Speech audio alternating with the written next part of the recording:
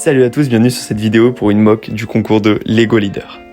On peut déjà observer le début de la construction avec le début d'un pont. Voilà, c'était la première idée, un pont qui rentre dans une falaise. On peut voir aussi les petits détails qui commencent à apparaître dans l'eau et sur la falaise notamment.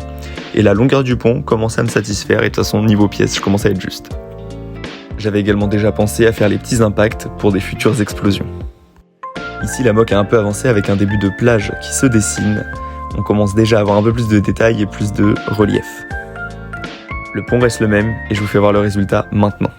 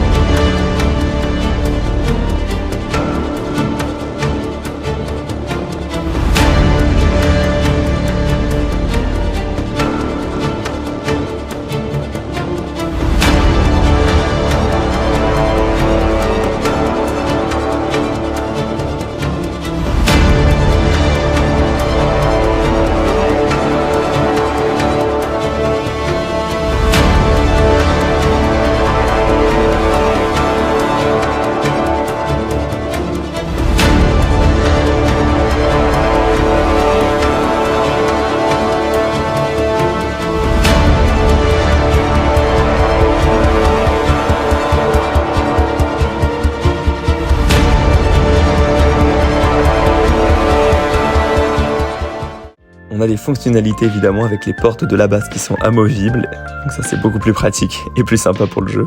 On a également une petite caméra que j'ai placée à l'entrée du pont, voilà quelques détails. J'ai également du coup plus assez de pièces pour finir le toit, donc j'ai décidé de faire un trou pour simuler une explosion.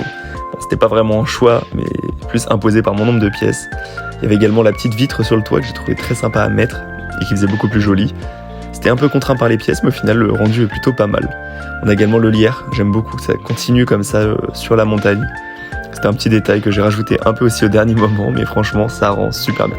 On peut voir également une corde pour qu'il descende en rappel sur la plage avec un petit Scarif Trooper.